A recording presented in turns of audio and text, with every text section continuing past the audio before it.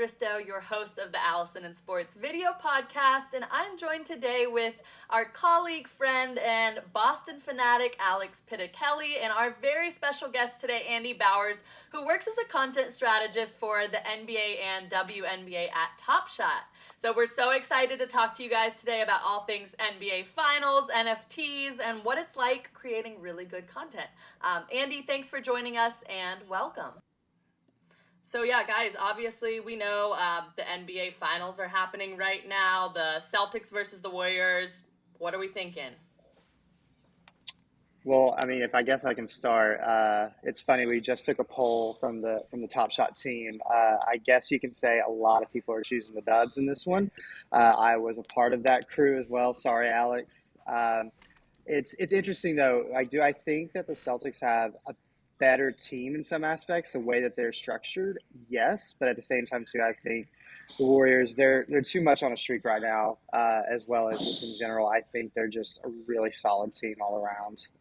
And I mean, not to be this way, I saw Boston in Game 7. That offense was so sporadic. It was almost painful to watch sometimes, especially near the end when they almost let it go. But in general, I have to go with the Warriors in 6.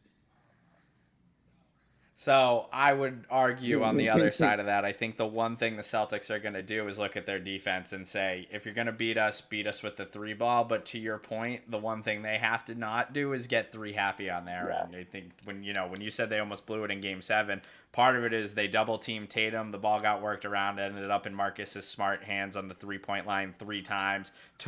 Took 3 shots, missed all 3 of them. So, I think that's also something that the Celtics got to be really careful of in this game. But I think if they play their game and don't try and match the Warriors 3 for 3, the Celtics will have it in 6. Okay, so obviously we've got the Warriors' history. I think Draymond, Steph, and Clay are all playing like in their 6th finals out of the last 8 seasons. Same thing, with Steve Kerr coaching. So, do we think that the Celtics, not really having that playoff experience is going to make a difference when it comes to looking at the Warriors team? It's definitely less pressure on the Celtics, I'll say that. Yeah. I mean, in general, I think what you just pointed out, Kendra, is very high on everybody's radar at the end of the day.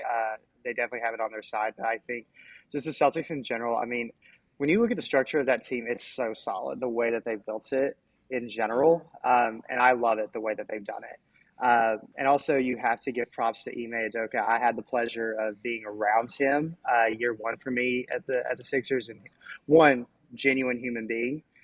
Number 2, knows what he's doing. And I think that comes from the pop system, and we've seen that even with Steve Kerr. So I think that's another interesting storyline. Like, it's basically 2 pops, basically, I wouldn't say prodigies by any means, but I would say, of the foundation that they received in their coaching career, it's going to be very interesting.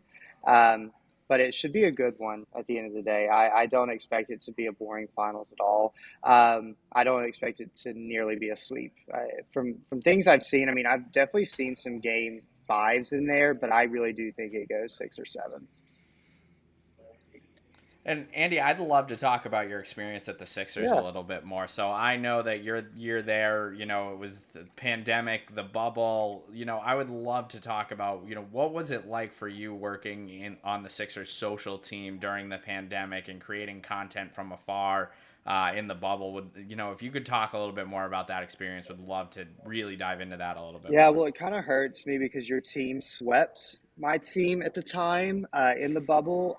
That was not expected by any means, at least from the Sixers side. But nonetheless, the bubble, it was so interesting. And the way that they had it structured, I mean, the NBA did such an amazing job, in my opinion, of making sure that, 1, it did happen. And number 2, I think that they did a great job of securing as well as they could, considering we are adults, I guess. We did hear some things here and there about, people having to be sitting out and, out because of other little things that might have happened with people getting into that little area. But nonetheless, we actually sent through 1 content person, only 1. And we were very beholden to that person. Shout out to Nick McCain. He did a remarkable job for us. He got everything that we asked for, and he created stories. I mean, that's something too that at the Sixers we really had pride in ourselves in, was storytelling and really trying to showcase what the bubble was like. Now, I will say, especially when it comes to social in general, we do have to be careful with PR, right? I mean, you always want to put everyone in the best light possible, as well as that you're following the rules.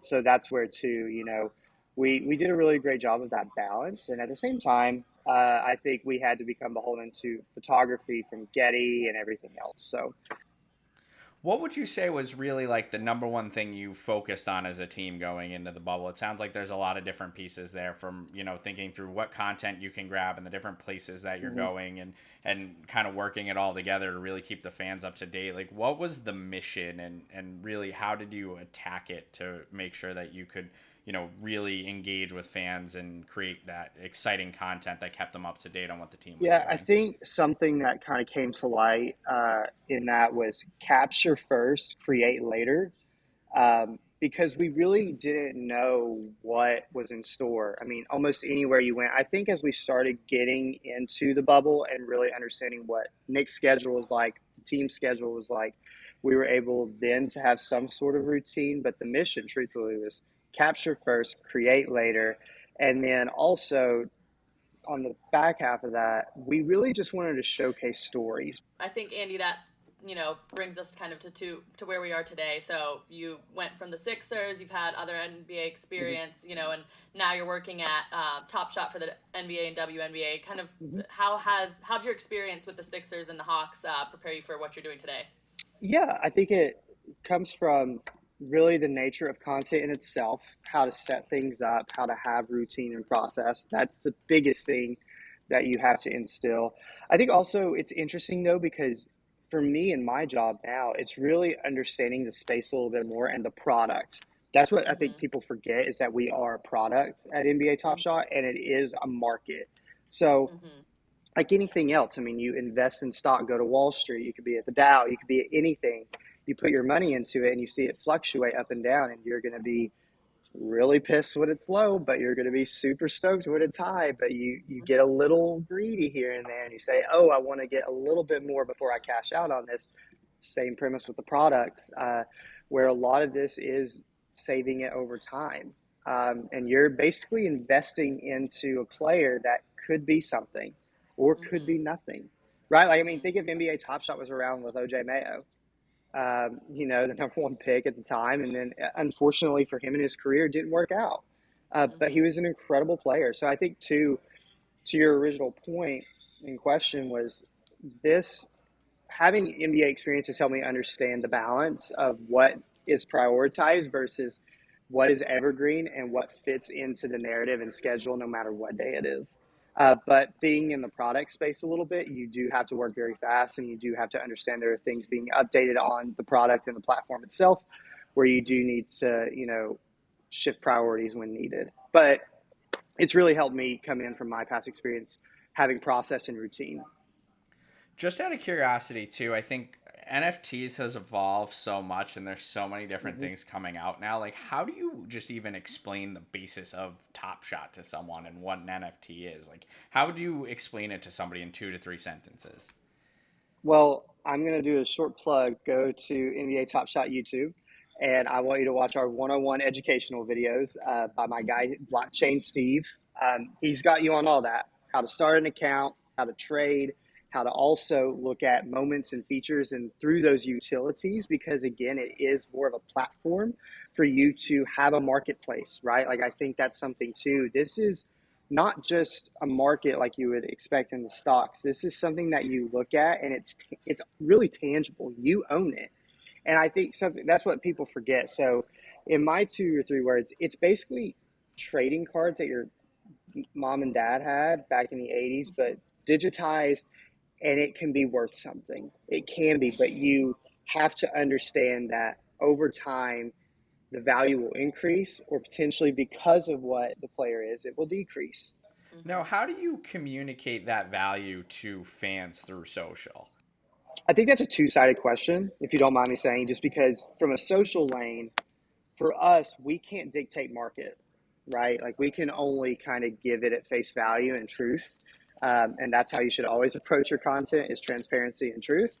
But at the same time too, the truth and transparency might not be taken very well by many. So to your point, like the 10-second videos, the still graphics with the information, you don't want to deter people because it's too wordy, or you don't want to deter people because potentially it could be too short, or potentially it could be too long. So there is a happy medium of understanding where you want the content to live and how you want to potentially put it everywhere else. We're going to go ahead and wrap it up, but I appreciate you. Thanks for taking the time to talk to us today. And as always, to everybody else Absolutely. listening, you can find us here every single month on our monthly podcast. So everybody tune back in next month, and we appreciate you guys for watching. Allison+Sports is grounded in an earn-first media relations approach that leverages deep relationships and works collaboratively with brands' existing marketing operations to drive communications value from existing and planned sports sponsorships, athlete and celebrity endorsements, and other marketing relationships. Our regular podcasts cover the world of sports through the lens of marketing and brand engagement. Thanks for watching.